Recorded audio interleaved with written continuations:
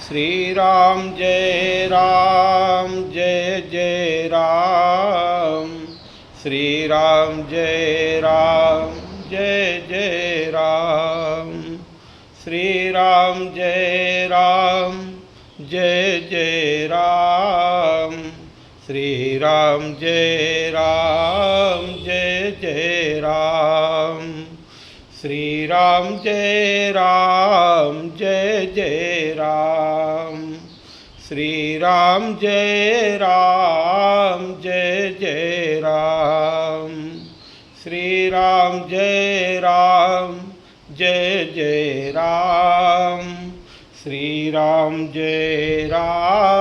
जय जय राम। श्री राम जय जय राम। श्री राम जय जय राम। श्री राम जय जय राम। श्री राम जय जय राम। श्री राम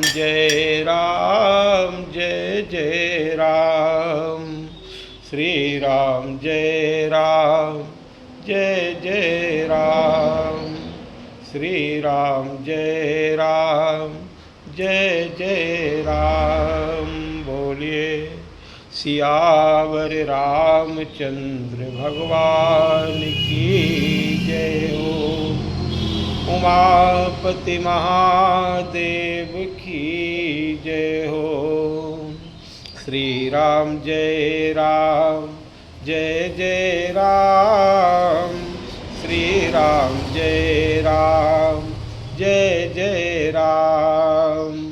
श्री राम जय जय राम। श्री राम जय जय राम। प्यारे भक्तों, समर्थ गुरु रामदास जी महाराज महाराष्ट्र के सिद्ध भक्त, शिवाजी महाराज के आप गुरु, बहुत से आपके शिष्य शिवाजी महाराज विशेष है इसलिए उनका नाम लिया। समर्थ इसलिए कि हनुमान जी महाराज के आप कृपा पात्र हैं। हनुमान जी उनसे बड़ा प्रेम करते हैं। दिन रात इसी मंत्र का आप जाप करते रहते हैं। श्री राम जय जय राम रमा हुआ है। 13 करोड़ श्री राम जय राम महामंत्र का जाप करके आपने भगवान श्री राम के भी दर्शन प्राप्त किए। और हनुमान जी से आपका इतना प्रेम है कि जब आप आवाहन हनुमान जी का करते तब हनुमान जी प्रत्यक्ष प्रकट होकर के आपको दर्शन देते थे। संत समागम निरंतर हुआ ही करते हैं, संतों की सभाएं। एक बार आप श्री राम कथा सुना रहे थे तो सभी भक्तों ने कहा, महाराज आपको तो हनुमान जी के दर्शन होते हैं, हम लोगों को क्यों नहीं होते हैं? हमें भी हनुमान जी के दर्शन करा दीजिए, आप तो समर्थ हैं। तो सद्गुरुदेव भगवान समर्थ गुरु रामदास जी ने कहा, ठीक है। भक्तों की इच्छा का मान रखते हुए उन्होंने कहा, ठीक, आज रात्रि में हम हनुमान जी से प्रार्थना करेंगे वो आप सबको भी दर्शन दें। आपने हनुमान जी का आवाहन किया, हनुमान जी प्रकट हुए और निवेदन किया गुरुदेव ने कि हमारे प्रवचन में, कथा में, श्री राम कथा में जो भक्त आते हैं, प्रभु आप उनको भी दर्शन देकर के कृतार्थ करें। हनुमान जी मुस्कराए, बोले हमारे दर्शन करना ही कौन चाहता है? कोई संतान की कामना लेकर के कथा सुनने आता है, कोई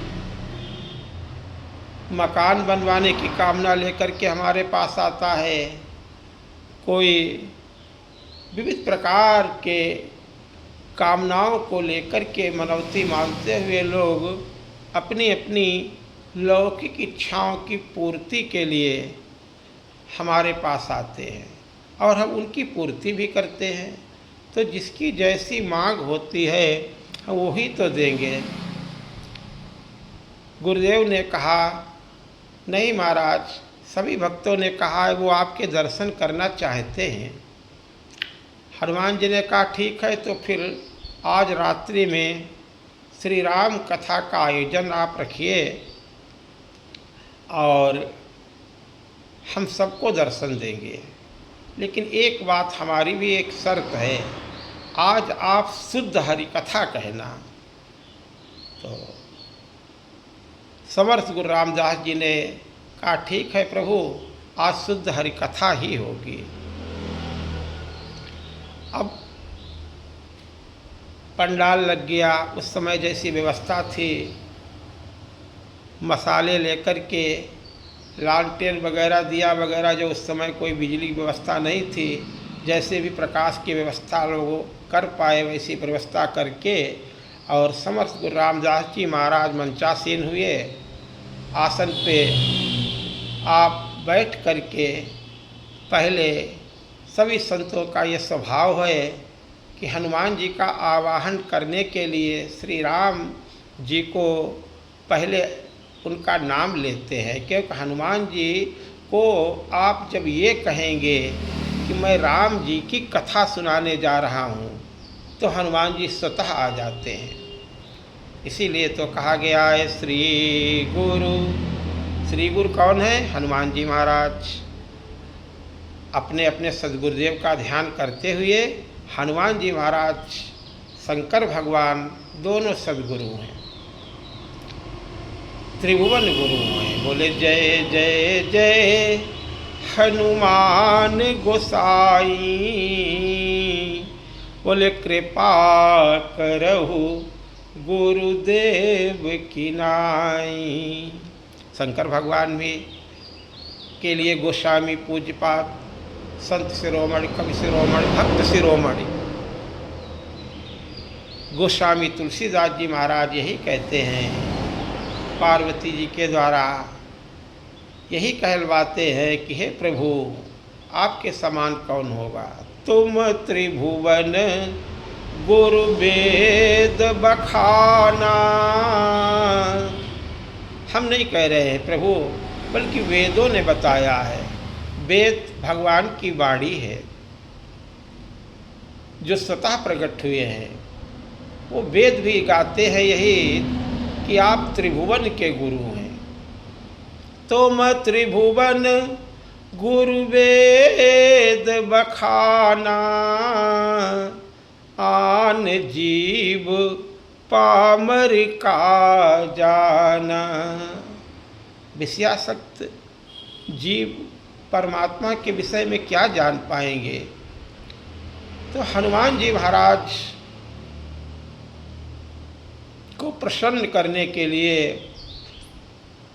श्री गुरु चरण सरोज रज, निज मन मुकुर सुधारी। बरड़हु रघुवर बिसद जसु, जो दायक फल चार। धर्म अर्थ काम मोक्ष सब प्राप्त हो जाता है श्री राम कथा से। अब श्री राम कथा कहने से पहले हनुमान जी को बुलाना बहुत आवश्यक है, इसलिए कि श्री राम कथा कहने की सामर्थ्य शक्ति हमारे अंदर नहीं है प्रभु। रामचंद्र जी का गुणगान करने का साहस हमारे अंदर नहीं है प्रभु। हमारे अंदर वो बुद्धि, सात्विक बुद्धि परमात्मा की चर्चा करने वाली नहीं है प्रभु, जिनके विषय में नेति नेति कहकर के वेद भी कहते हैं हम नहीं जानते प्रभु, आप ऐसे हैं ऐसे हैं। नेति नेति कहि वेद निरूपा। ये भी नहीं, ये भी नहीं, और आगे परमात्मा है, उसके विषय में जानना बहुत कठिन है। हनुमान जी महाराज कृपा करे तो श्री राम जी के विषय में कुछ चर्चा की जा सकती है, कुछ बातें की जा सकती हैं। हनुमान जी महाराज करुणा कर दे बस, इसलिए बुद्धिहीन तनु जानिके सुमिरो पवन कुमार, बल बुद्धि विद्या देहु मोहि, तीनों की जरूरत है। बल नहीं होगा तो बोल नहीं पाएंगे, शक्तिहीन क्या कर पाएगा। शक्ति की भी जरूरत है प्रभु, बल की भी जरूरत है, लेकिन बल हो लेकिन बुद्धि न हो। तो बड़े बड़े बलवानों को बुद्धिमानों ने परास्त कर दिया। जिसके पास बुद्धि है, मनुष्य के पास बुद्धि है, तो 84 लाख की योनियों को मनुष्य ने अपने बस में कर रखा है, क्योंकि मनुष्य बहुत बुद्धिमान है, सब पे अपना प्रभाव जमाए हुए है, सबको अपने नियंत्रण में लिए हुए है, क्योंकि परमात्मा ने सबको बुद्धि नहीं प्रदान की है।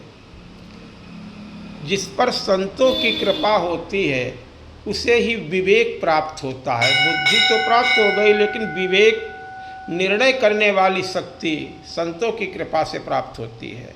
इसलिए वो बुद्धि प्रदान करें जिससे हम रघुनाथ जी का चरित्र गा सकें।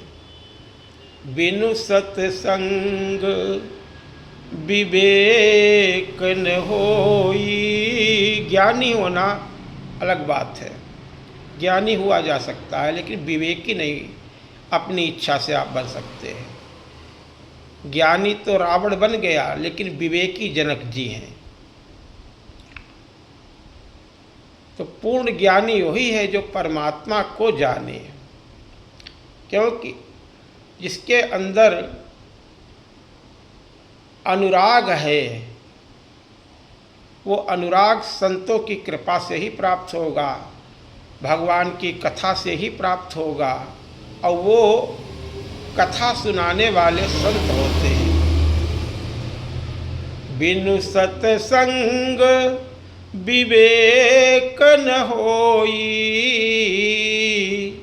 बोले राम कृपा बिनु सुलभ न सोई। और सुलभ भी होता है जब आप राम जी की कृपा के पात्र बनेंगे, क्योंकि संत मिलते बड़ी मुश्किल से हैं।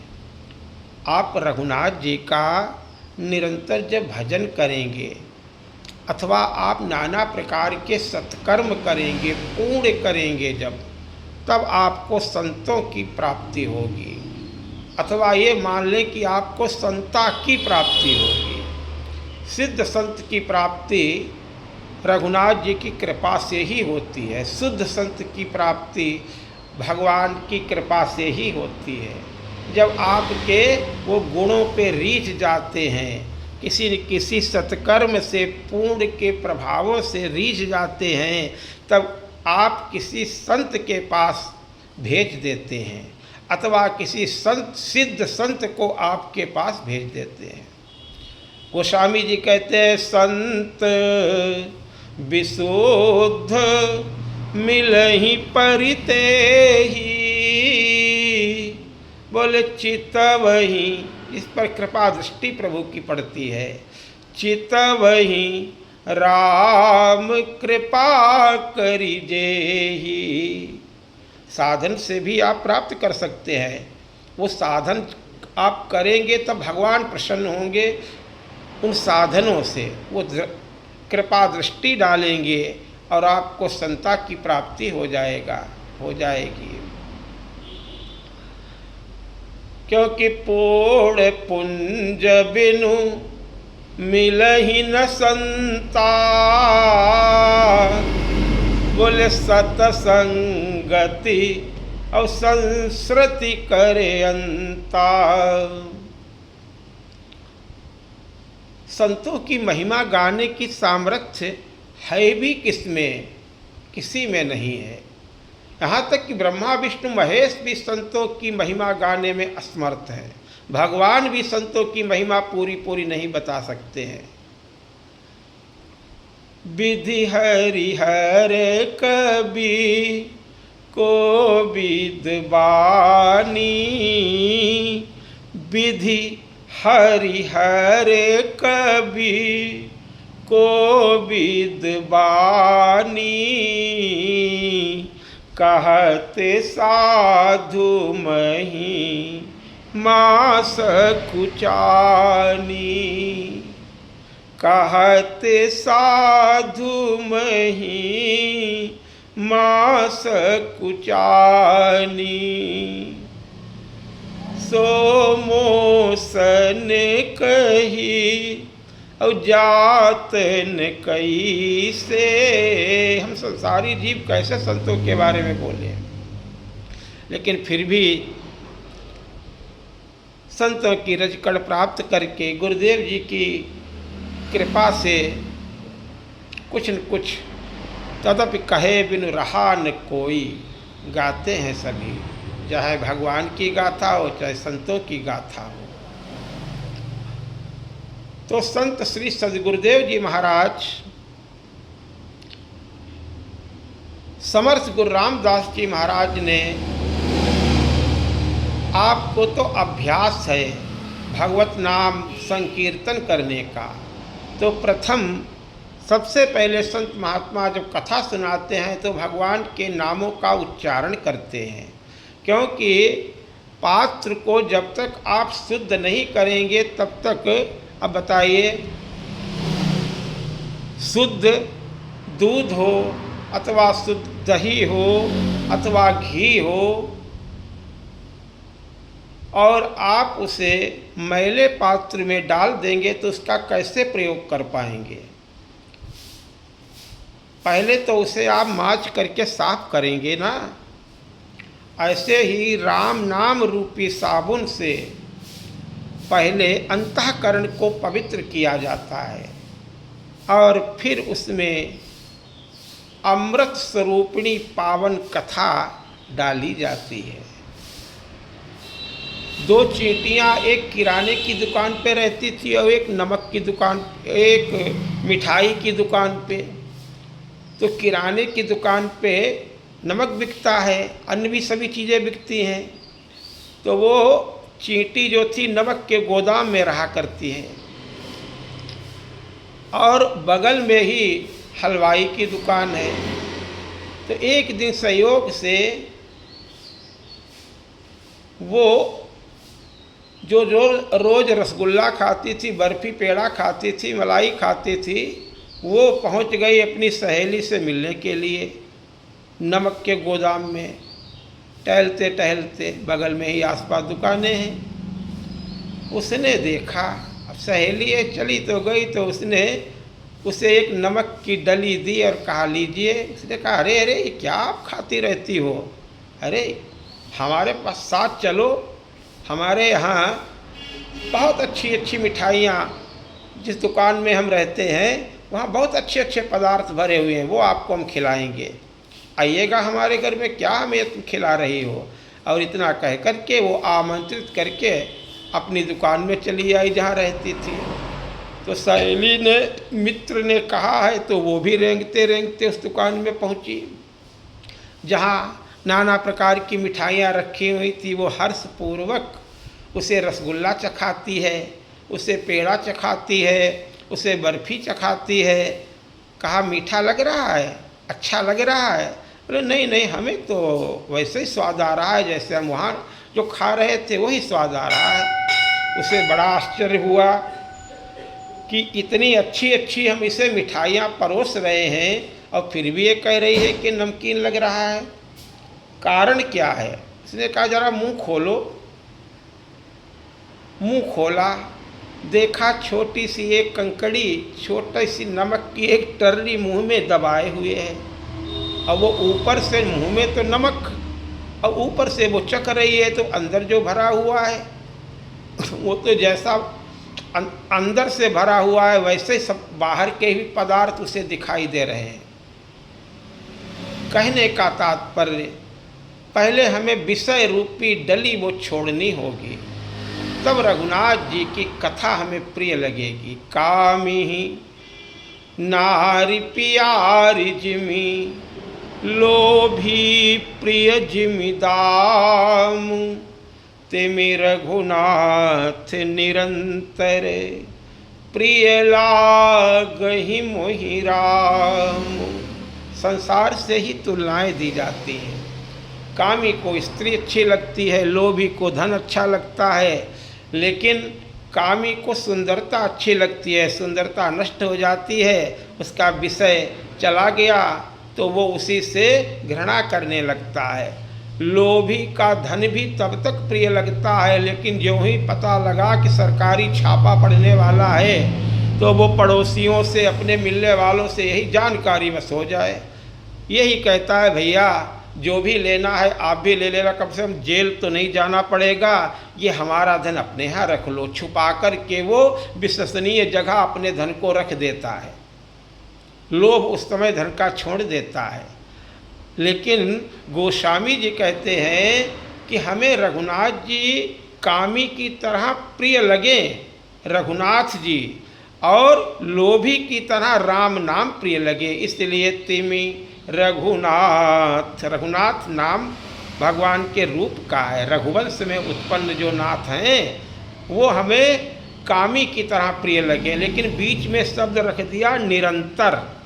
कामी की निरंतरता नहीं रहती है, लोभी की निरंतरता नहीं रहती है। जब प्राणों पे संकट आ पड़ता है तो वो धन छोड़ देता है लोभी, और जब रूप नष्ट हो जाता है, आसक्ति नष्ट हो जाती है, तो कामी को वो व्यक्ति, वो चाहे जितनी सुंदर स्त्री हो, उसे प्रिय नहीं लगती है।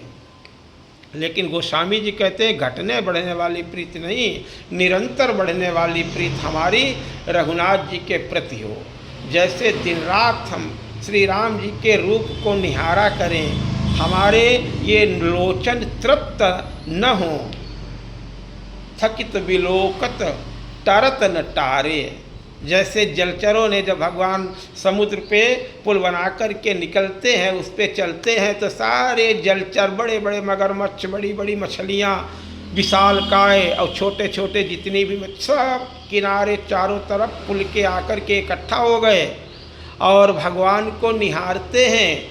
और उन जलचरों के ऊपर बानर चढ़ चढ़ करके उनके साथ साथ के ज्यों ज्यों भगवान आगे बढ़ते हैं त्यों त्यों वो जलचर भी साथ साथ भगवान के निहारते हुए आगे बढ़ते हैं। तो उन पे बैठ करके सवारी करके जा रहे हैं, उनको भय नहीं लग रहा है। क्यों नहीं लग रहा है? कि वो बानरों की तरफ देख ही नहीं रहे हैं, वो तो भगवान को देख रहे हैं। रघुनाथ जी को रूप को देख करके अब दूसरे रूप को देखने की उनकी अंदर की सारी कामनाएं नष्ट हो गई हैं। जैसे एक महात्मा जी कहते हैं कि जब जनकपुर में भगवान राम और लक्ष्मण भ्रमण कर रहे थे तो एक नई नवेली बहू भी बाहर आकर के राम जी के दर्शन के लिए लालायित होकर के, जिस समय ये गमंडप सजा हुआ है, सब धनुष यज्ञ के समय भगवान प्रवेश करते हैं, तो सभी देख रहे हैं, तो वो भी आकर के देखने लगी। तो उसकी सासू माँ उससे कहती है थोड़ा शर्म करो, अरे ये सब बड़े बूढ़े खड़े हुए हैं, क्या सोचेंगे, तो अपने सर का पल्लू तो ढक लो। तो उस बहू ने कहा, अरे माँ जी, कोटि मनोज लजावन हारे स्वरूप को छोड़ करके इस दैहिक भौतिक शरीर को कौन देखेगा? इस समय राम जी को देख करके अब हमारी तरफ कौन निगाह डालेगा? ऐसे ही जब रघुनाथ जी का रूप उसमें बस जाता है, फिर संसारी रूप को देखने की इच्छा समाप्त हो जाती है। सारे रूप फीके लगने लगते हैं। सेतु बंध भई भीर अति, कपि नभ पंथ उड़ाही, अपर जलचरनि ऊपर चढ़ी चढ़ी पार ही जाई। भगवान का तो कार्य ही है पुल बनाना। धर्म सेतु पालक तुम ताता। भगवान ने ये कोई पहला पुल नहीं बनाया है, भगवान निरंतर पुल बनाते हैं। संतों ने बताया है प्रभु आप धर्म के सेतु, ये तो लीला की दृष्टि से भगवान ने पुल बनाया है। भगवान तो स्वयं एक सेतु हैं, धर्म के सेतु हैं। भगवान जोड़ने का काम करते हैं, निरंतर सबको जोड़ने का काम करते हैं। भगवान ने दशरथ जी और जनक जी को जोड़ा, भगवान ने विश्वामित्र और वशिष्ठ जी को जोड़ा, भगवान ने अवधवासियों और जनकपुर वासियों को जोड़ा। भगवान ने सभी को जो अलग अलग थे, अब जब से भगवान श्री राम ने अवतार लिया निरंतर सबको जोड़ने का कार्य कर रहे हैं। अब भगवान ने आकर के वनवासियों को जोड़ा, भगवान ने कोल भिल्लों को जोड़ा, भगवान ने सभी संत महात्माओं को जोड़ा। 12 वर्ष तक 11.5 वर्ष तक निरंतर भगवान चित्रकूट में संत समागम ही करते रहे, जोड़ने का काम करते हैं। श्रुति से तू पालक राम तुम। वाल्मीकि जी कहते हैं हे नाथ आप तो श्रुति सेतु हैं, वेद धर्म के रक्षक हैं, पुल हैं। श्रुति से तू पालक, उसकी रक्षा करने वाले हैं। राम तुम जगदीश माया जानकी। वो माया कैसी आपकी? बोले आप तो कुछ करते ही नहीं हैं, बल्कि आपकी माया ही सारे कार्य करती हैं। जो सृजति जग पालन करती, रुख पाई कृपा निधान की। लक्ष्मण जी साक्षात शेषनाग हैं। वहाँ पे कहने का तात्पर्य हमारा कि भगवान ने उस रूप को दिखाकर के सारे वैर भाव मिटा दिए। तो यहाँ पर भी पुल बना, एक ज्ञान का पुल है, एक कर्म का पुल है, एक भक्ति का पुल है। एक पुल से नहीं कोई पार हो सकता है। जो ज्ञानी है वो तो ऊंची उड़ान भर सकता है, लेकिन सब तो नहीं भर सकते हैं। ज्ञानी नाम अग्रगण्यम, हनुमान जी महाराज तो छलांग लगा सकते हैं, लेकिन सबके बस की बात नहीं है जो 100 योजन पुल पार कर जाए। दुर्गम काज और जगत के जेते, बोले सुगम अनुग्रह तुम रे ते। हनुमान जी के लिए तो सभी कार्य सुगम है, लेकिन हनुमान जी के भक्तों के लिए, जिस पर हनुमान जी का अनुग्रह हो जाए, जिस पर हनुमान जी की कृपा हो जाए, संसार में ऐसा कोई भी दुष्कार्य नहीं है प्रभु जो आपकी कृपा से न हो सके। बड़े बड़े दुर्गम कार्य आप करते हैं। अब बताइए 100 योजन लाघने की सामर्थ्य किसमें थी? निज निज बल और सब काहू भाखा, लेकिन उस समय पार कोई नहीं जा पाया। पार जाई कर संशय राखा। तो हनुमान जी चले गए। पुल की तो जरूरत है, क्योंकि कर्म का पुल बहुत आवश्यक है। जब हमारे कर्म शुद्ध होंगे तब हमारे अंदर ज्ञान की भी शक्ति रहेगी और भक्ति की भी शक्ति रहेगी, लेकिन कर्म शुद्ध करना आवश्यक है। पूर्ण पुंज बिनु मिलहि न संता और सतसंगति। ये सागर क्या है? सुख ही समझो, संता मिल जाए कोई हनुमान सरीखा। सतसंगति बोले संस्कृति करे अंता। तो हनुमान जी तो उड़ करके पार हो गए, लेकिन जब नलनील के द्वारा भगवान ने पुल बनवाया, अब नलनील ने पुल बनाया है, गोस्वामी जी के मत से तो ऐसा नहीं है। पहले तो उन्होंने कोई पुल नहीं बनाया, राम जी की कृपा से पुल बना। जिस पत्थर पे राम राम लिख दिया गया, राम की सामर्थ्य भर गई, वो पुल बनने लगा। तो पुल बनकर के तैयार हो गया। अब इंजीनियर तो नल ही है, इसलिए गोस्वामी जी तो इसे बाद में राम सेतु भी कहा जाता है, लेकिन वाल्मीकि रामायण में इसका नाम नल सेतु है। तो कर्म जीव करता है, कर्म करता है जीव, इसलिए नल और नील के द्वारा, ये कर्म के द्वारा सभी वानरों ने ला ला करके पहाड़ पत्थर इकट्ठा किए। लेकिन अगर पत्थर डालते इधर उधर हो जाते हैं तो जोड़ने का काम जो करते हैं वो हमारे प्रभु श्री राम जी करते हैं। ये उपाय हनुमान जी ने बताया। एक पे रा लिखा, एक पे माँ लिखा। अब अलग अलग पत्थर डालते हैं, लेकिन रा वाला माँ को ढूंढ लेता है, माँ वाला रा को ढूंढ लेता है। राम में ही दोनों हैं, अखंड राम है। राम माने राम, माँ माने माया, जगदीश माया जानकी। तो ये ज्ञान अखंड एक सीतावर, वो पुल बनकर के तैयार हो गया। तो पुल से सब जा रहे हैं, लेकिन अभी तक किसी में सामर्थ्य नहीं है। पहले तो भय लगता था, लेकिन कर्म का पुल, जब हमारा कर्म शुद्ध है, हम धर्म में स्थित हैं, तो हमें गिरने का भय नहीं होता है, डूबने का भय नहीं होता है, क्योंकि नीचे कर्म का पुल बना हुआ है, हमें गिरने नहीं देगा। तो अब पहले तो नहीं किसी की हिम्मत हो रही है, लेकिन अब उड़ कर के भी जा रहे हैं। जहाँ थक जाते हैं, कर्म का पुल नीचे बना हुआ है, अर्थात वो सेतु बना हुआ है, उतर आते हैं, थोड़ा चलते हैं, फिर छलांग लगाते हैं, फिर चलते हैं। तो सेतु बंध भई भीरयति, उतने समा नहीं रहे हैं।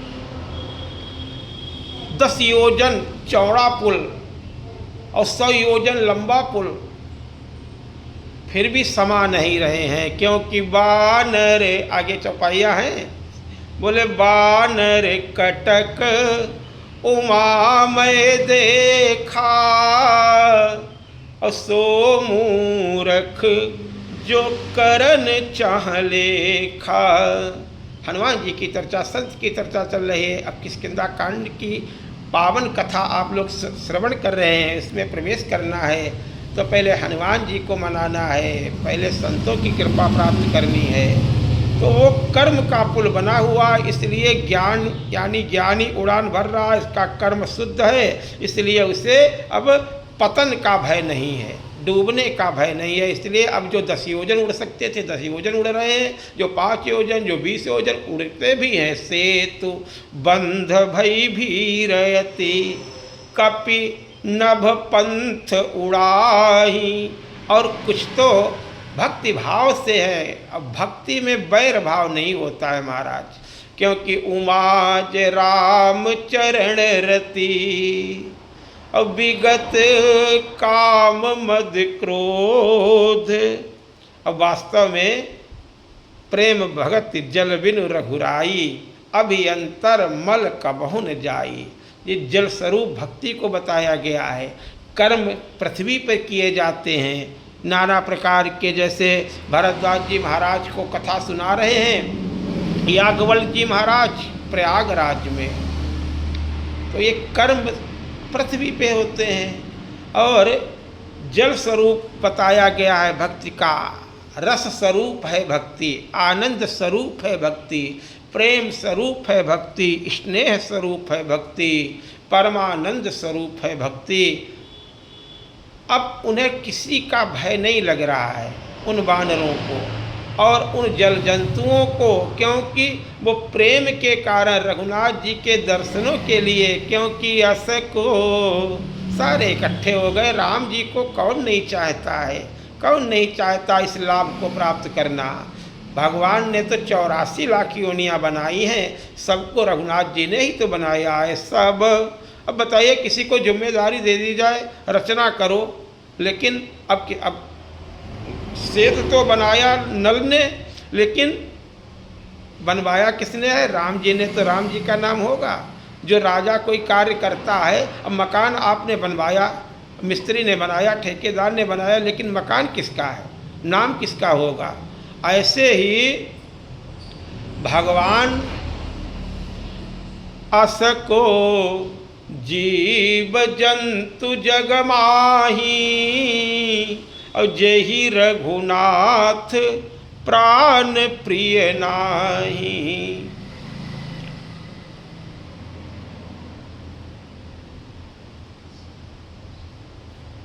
भक्ति में वैर भाव मिट जाता है। उमाज राम चरण रत, विगत काम मद क्रोध, निज प्रभु मैं देखई जगत, केहि सन करहि विरोध।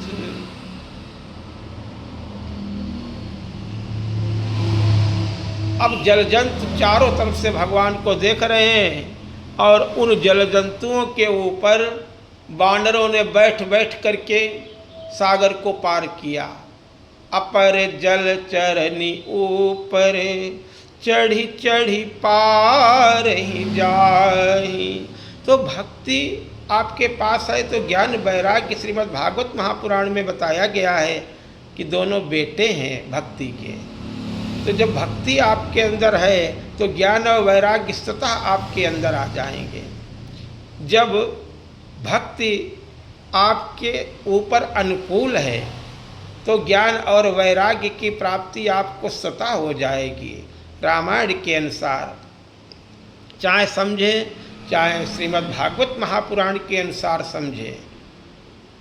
जनक सुता जग जननी जान की, यही तो भक्ति है। अतिशय प्रिय करुणा निधान की। गोस्वामी जी पहले उनकी वंदना करते। आप अनुकूल हो जाएं तो ताके जुग पद और कमल मनावूं, और जासु कृपा निर्मल मति पावूं। वो विवेक, वो निर्मल मति, बुद्धि माँ की कृपा से ही प्राप्त होगी। कबहु का अम्ब अवसर पाई, मेरियो सुध ध्याई भी, कछु करुण कथा सुनाई। गोस्वामी जी कहते हैं जब किसी भक्त की करुणामयी कथा आप उन्हें सुनाना, और जब रघुनाथ जी बहुत आनंदित हों, द्रवित हों, आप करुणा निधान हैं, और तब मेरा भी नाम ले देना, तो मेरे ऊपर माँ रघुनाथ जी की कृपा हो जाएगी। लेकिन आपकी कृपा के बिना वो हमारे ऊपर कृपा नहीं करेंगे। हनुमान जी महाराज की पावन गाथा, हनुमान जी की कृपा से सबको सब कुछ प्राप्त होता है। ज्ञान भी जरूरी है, भक्ति भी जरूरी है, और कर्म भी जरूरी है।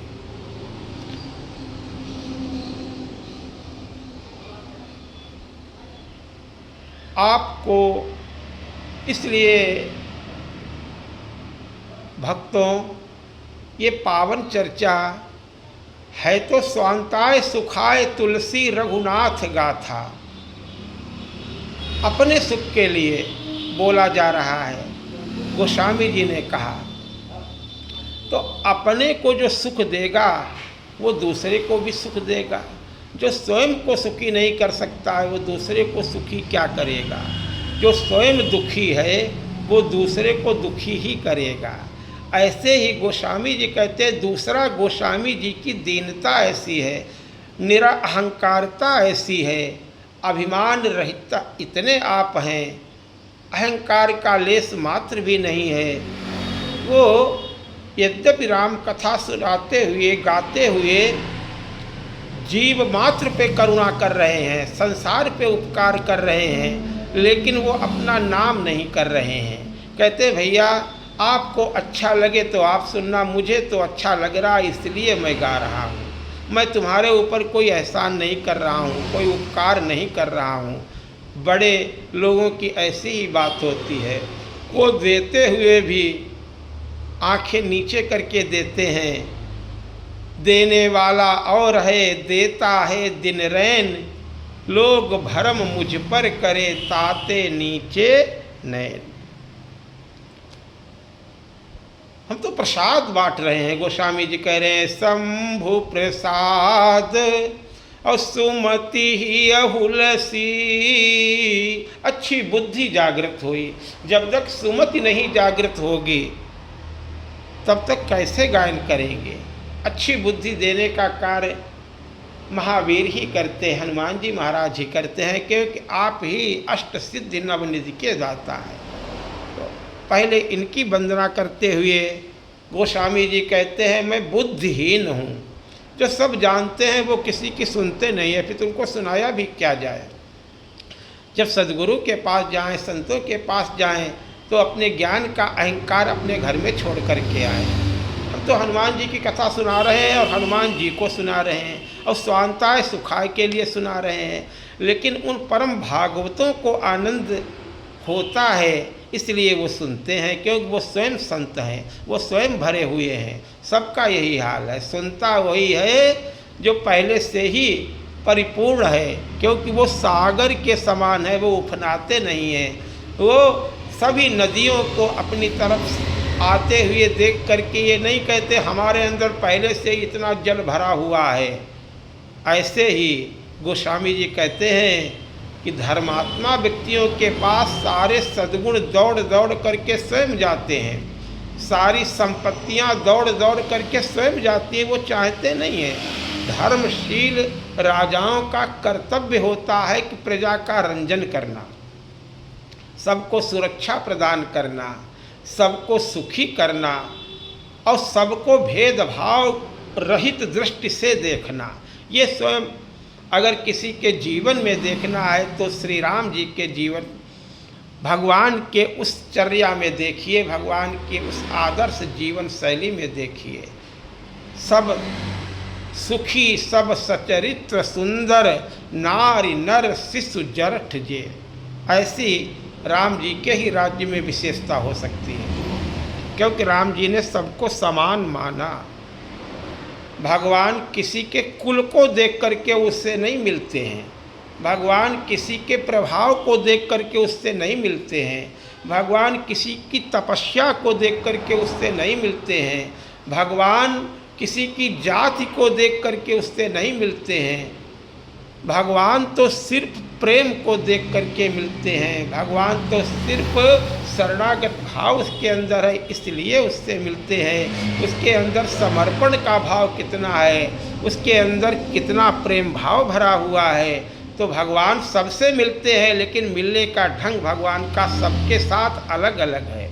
भगवान ऋषि मुनियों से मिलते हैं, उनको दंडवत प्रणाम करते हैं और उनसे आध्यात्मिक चर्चा करते हैं, लोकहित की चर्चा करते हैं, सुख शांति की चर्चा करते हैं, सत्संग करते हैं और उनकी सुनते हैं। संत महात्माओं की सुनते हैं, उनसे मार्ग पूछते हैं, उनसे स्थान पूछते हैं, उनसे सलाह लेते हैं। किस प्रकार कई प्रकार मारो मुनिद्रोही, अगस्त ऋषि से कहते हैं आप बताइए, मेरा कोई ऐसा झगड़ा नहीं हुआ है अभी रावण के साथ में, लेकिन वो मुनियों का द्रोही है, इसलिए आप हमें मंत्र दीजिए। अवसो मंत्र देहु प्रभु मोही और यही प्रकार मारो मुनिद्रोही। संतों से पूछते हैं, लेकिन संतों से भगवान के समान कौन होगा।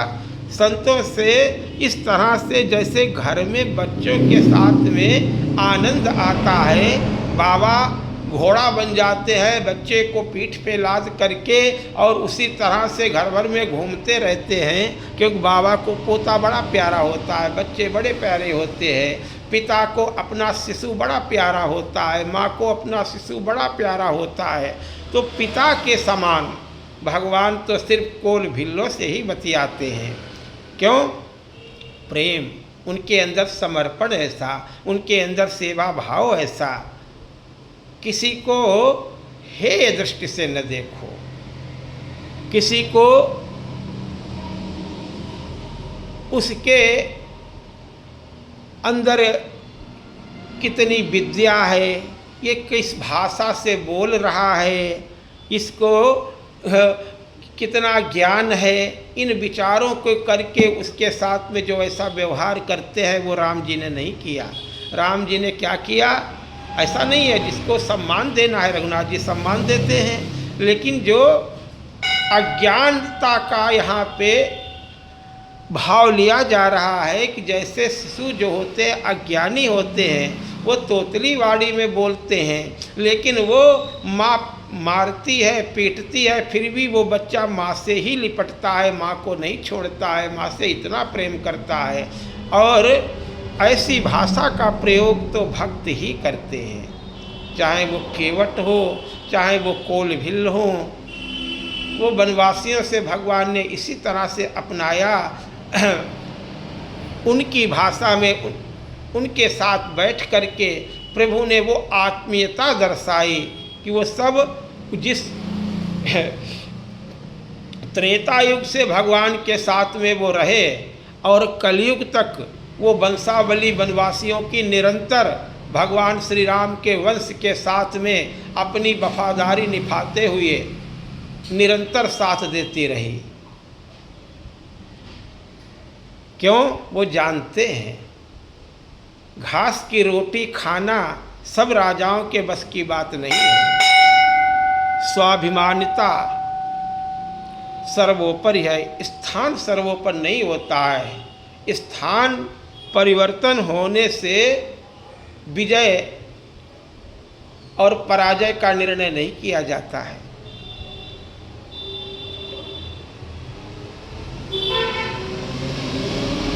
हार न मानने की सौगंध, न झुकने की सौगंध। जब तक जीवन है तब तक पराधीनता स्वीकार नहीं करेंगे, ये सौगंध तो सूर्यवंशियों ने ही खाई। अब उनमें जो धोखे से इधर उधर के अब जैसे भूल जाते हैं बेचारे, क्या करें। जैसे कि एक सिंघनी ने बच्चे दिए और एक बच्चा उसका जंगल में खो गया, एक दो खो गए, तो एक बच्चा सियारों के झुंड में पहुंच गया। सिंघनी अपने अन्य बच्चों को लेकर के इधर उधर चली गई। अब वो सियारों के बीच में पला है, गीदड़ों के बीच में पला है, तो उसका वैसा स्वभाव हो गया। लेकिन धीरे धीरे वो बड़ा हुआ और लेकिन उसका रूप रंग और उसकी बनावट वो तो सिंह ही है, तो वो शेर जैसा ही दिखता है। तो एक दूसरा बहुत ही एक बड़ा शेर दहाड़ा, तो सारे सियार भाग खड़े हुए, साथ में वो भी शेर भाग खड़ा हुआ। उसने देखा हमारे जैसा डिल डौल वाला, हमारे जैसे हमारी जात बिरादरी का, अब ये सिंह ये क्यों भाग रहा है। उसने रुको, और उसने एकदम से डपटा तो भय के कारण वो रुक गया। कहा तुम क्यों भाग रहे हो।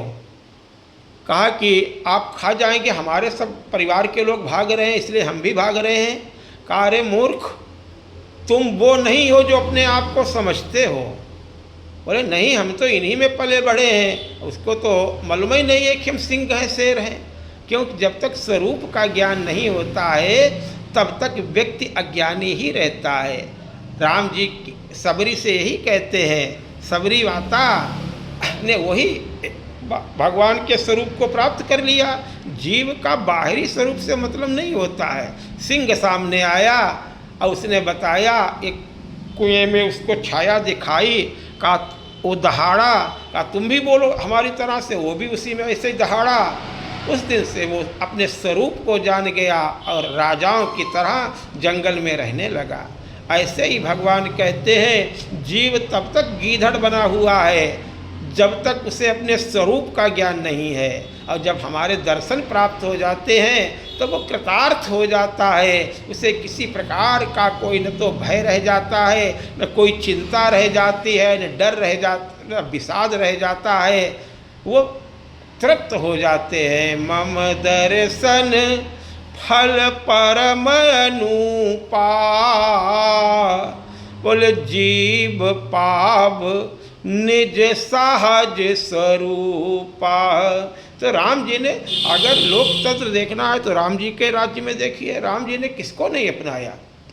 राम जी ने उनके सबके साथ बात नहीं की, लेकिन वनवासियों के साथ में बैठ करके बात करते हैं तो आश्चर्य देखो कैसे बात करते हैं। बोले वेद, जो वेदों की उनकी बातें समझ में नहीं आते हैं। वो वेद भी उन वेदों के लिए भी जो अगम है, मुनियों के लिए भी जो अगम है,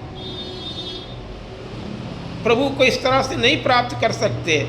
आज वही प्रभु प्रभाव देखे तो पार पाना असंभव है, लेकिन भगवान का स्वभाव देखते हैं भक्त। इसलिए चाहे जितना, अब अपना पिता तो पिता ही है। अब सिंह का बच्चा अपने पिता से नहीं डरता है, सिंह से नहीं डरता है। तो उसी तरह से हम शुरुआत से ही उसी स्वभाव के हैं, लेकिन मायाग्रस्त हो जाने के कारण अपने को नाना प्रकार के रूपों में बंध करके हम अपने आप को मान रहे हैं कि हम ये हैं, हम वो हैं, हम ये हैं। जब भगवान का भक्त हो जाता है तो वहाँ कुल परंपरा खत्म हो जाती है। शंकर भगवान कहते हैं, आओ तो शरण में, तुम भी सिंह बन जाओगे। सो कुल धन्य उमा सुनु, अहंकारियों को भगवान नहीं अपनाते हैं। सो कुल धन्य उमा सुनु, और जगत पूज्य सुपुनीत, श्री रघुवीर परायण, जहि नर उपज विनीत। अज्ञानियों को समझाया जा सकता है, लेकिन जो ज्ञानी होकर के अज्ञान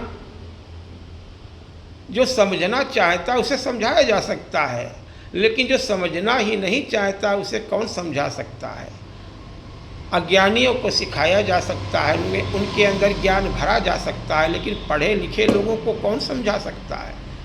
बुद्धिजीवियों को भी जो कुमार्ग पे चले उनको कौन समझा सकता है। अब रावण जैसे ज्ञानी बनकर के संसार को उनकी पूजा तो संसार कर सकता है, बड़े ज्ञानी है, बड़े ज्ञानी है, बड़ा नाम है, उनकी प्रशंसा भी बड़े बड़े दस्युओं की। स्टोरी आप लोग देखते हैं, फिल्में बनती है, बड़े बड़े डकैतों की बनती हैं, गाँवों में बड़ी बड़ी पहले चर्चा हुआ करती थी ऐसा। तो उनके गुणों की प्रशंसा नहीं हो रही है, उन्होंने ऐसा किया है संसार को, तो उन्हीं के स्वभाव वाले उनकी प्रशंसा करते हैं। वो इतना बड़ा बदमाश था, वो इतना बड़ा डकैत था, इतना बड़ा दस्यु था, अरे बड़ा चतुर था, बहुत हिम्मत वाला था, बड़ा निर्भय था, और उसने बड़े बड़े लोगों को लूट करके और गरीब लोगों को बांटा। तो कुछ लोगों को इसलिए बांटा क्योंकि वो उसकी मुखबरी न करें, उसको पकड़वा न दें, उसके अंदर दया भाव, अपने पापों का समन करने के लिए उसने थोड़ी चीज़ें बांट दी। ऐसा तो रावण भी कर रहा था, वो कुमार्ग पर तो गया, उसका फल तो भोगना ही पड़ेगा। जेहि जस जोग अब बाटी ग्रह दीन है, अपनी जात बिरादरियों को, जात बिरादरी मतलब जो उसकी बात माने, जो वो कहे वही से, भ्रकुटि बिलोकत सकल सभीता। अब वहाँ रहते भी जो उसकी शरण, उसके साथ भी रहते हैं, वो भी भयभीत रहते हैं, क्योंकि उसकी ये किसी बात पे हमसे नाराज न हो जाए। और राम जी कैसे हमारे हैं, हमारे प्रभु कैसे हैं, वो अयोध्या वासियों को संबोधित करते हैं तो क्या कहते हैं, जो बड़ी दूसरी चर्चा है, लेकिन एक चौपाई यही बता रहे हैं, क्योंकि भगवान ने पूरा भाषण दिया है उत्तरकांड में। तो भगवान ने बाद में यही कहा, बहुत सुंदर बात कही भगवान ने पहले अयोध्या वासियों से, ऐसी निर्भयता ऐसे सात्विक राजा ही लाते हैं। देखो हमसे डरने की ज़रूरत नहीं है, जैसे आजकल की मीडिया को स्वतंत्र कर दिया जाता है। जो धार्मिक व्यक्ति होते हैं, जो शासन करते हैं, वो पत्रकारों के ऊपर अंकुश नहीं लगाते हैं, जो सच है उसे दिखाओ, गलत न दिखाओ, डरो नहीं हमसे, अगर हम गलत हैं तो हमें गलत बताओ। भगवान भी यही कहते हैं, जो अनीति, अगर मैं कुछ गलत कर रहा हूँ, ये राम जी के वचन है, जो अनीति अब कछु भाखऊँ भाई, और तो मोहि बर जेऊ भय बिसराई। एक भय से मुक्त करता है और संसार से भय से मुक्त करता है। मोहि सुमरेऊ डर पे जनिकाहू, बानरों से भगवान जी विदा करते, डरना किसी से नहीं, मेरा स्मरण करना। अपने आश्रितों को निर्भय करते हैं, अपने सेवकों को निर्भय करते हैं, उनके साथ में जो रहते हैं उनको निर्भय करते हैं। अगर तुम्हारे साथ कुछ गलत हुआ तो जो सुग्रीव जैसे शरण में आया, विभीषण जैसे शरण में आया, मैंने उसकी रक्षा की। और जिन्होंने उसे सताया उसके साथ, जैसे बाली के साथ बाली का जो हाल हुआ, रावण का जो हाल हुआ, वंश का जो हाल हुआ, वही उनका भी हाल होगा।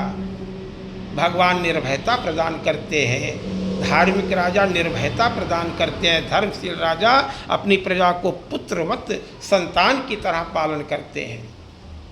महाराणा प्रताप सिंह जी के साथ में सेना नहीं थी, बल्कि उनके वो सभी मित्र थे। वो जान अपनी निछावर करने के लिए तन मन धन से समर्पित थे।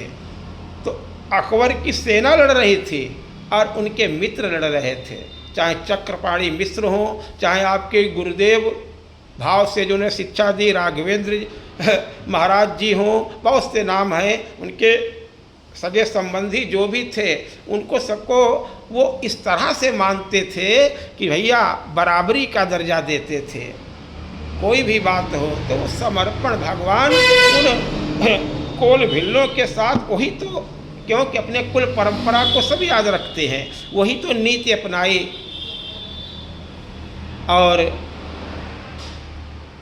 भीलों के साथ में बैठ करके घास की रोटी साथ में खा लेते हैं, उन्हें संकोच नहीं होता है, क्योंकि राम जी ने भी तो यही किया था। कंद मूल फल भरी भरी दोना, वहाँ कोई अन्न का आहार थोड़ी करते हैं, वो तो जो था वही जंगल में ले आए। कंद मूल फल भरी भरी दोना, और चले रंक जनु लूटन सोना।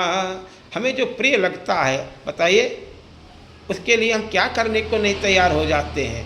उन्होंने आते ही कहा, प्रभु अरे आप आ गए, अब आप पहले आप जैसे कि अभी तक आप अयोध्या के राजा थे, अब आप यहाँ जंगल के राजा हैं। हम जानते हैं आप यहाँ कोई तपस्या करने थोड़ी आए हैं, आप तो हिंसक नरभक्षी राक्षसों का शिकार करने आए हैं, और ऐसे नरभक्षी जानवरों का हमें पता मालूम है। बन बेहड़ और गिरी कंदर खोहा, ये कोल भिल्लों के वचन। बन बेहड़, अरे जो साथ बानरों को मरने का भय नहीं है, भगवान के साथ में गए, वो तो सहज सूर कपिभालु सब, और फिर पुण्य सिर पर प्रभु राम, रावण काल कोटि कहूँ जीत सकहि संग्राम। राम तेज बल बुद्धि विपुलाई, सहस शेष सत सकहि न गाई। सकसर, ये उनका ही मंत्री है, इधर की बात नहीं कह रहा है, रावण का ही दूत बोलता है, सुख की ये बातें हैं। सकसर एक सो की सत सागर, तब भ्रात ही पूछो नयनागर। तो कहने का तात्पर्य, भगवान भी दो वचन कहे बस, बोले हम सेवक परिवार समेता, और नाथ न सकुचब आय सुदेता। वेद वचन मुनि मन अगम, ते प्रभु करुणा ऐन, बचन किरातन के सुनत, जिमि पितु बालक बैन। तो शुद्ध का संत की चर्चा चल रही थी, फिर आगे चर्चा होगी। शुद्ध हरिकथा प्रारंभ की और यही बोलने लगे समर्थ गुरु रामदास जी महाराज, श्री राम जय जय राम। 1 घंटा हो गया, 2 घंटे हो गए, 3 घंटे हो गए, बंदे नहीं कर रहे हैं। धीरे धीरे श्रोता उठ करके चले गए और धीरे धीरे दरी वालों ने दरी समेट ली, लाइट वालों ने अपनी लाइटें लेकर चले गए, सब चले गए। वो अकेले चिल्ला रहे, रात्रि के 2 बज गए। हनुमान जी प्रकट हुए और उनको जगाया, वो तो आनंदित हो गए। संक्षिप्त बात बता रहे, संतों की कृपा तब हनुमान जी मिलते हैं। और उन्होंने कहा महाराज आंखें खोले, दर्शन करो। अब वो चिल्ला रहे हैं दर्शन करो दर्शन करो। हनुमान जी प्रकट हो गए हैं। हनुमान जी ने कहा यहाँ कोई हो तब दर्शन करे।